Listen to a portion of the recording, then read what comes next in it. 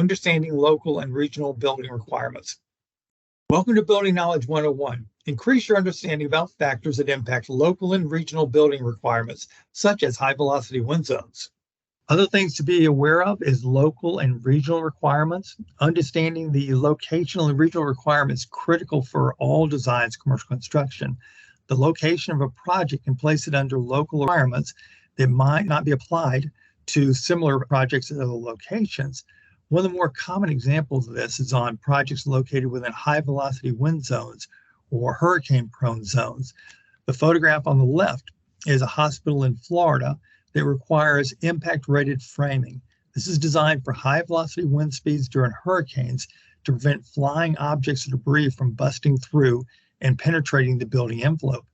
The building on the right shows local standoff distances. You can see how there's obstructions here to prevent people from getting close to the facility. So this creates a standoff zone in the event of somebody coming in with something that might be used as a blast application.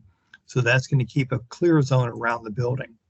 That is all we have time for in this video. If you'd like to watch more of our 101 video series, subscribe to our YouTube channel, Kawneer Company, Inc.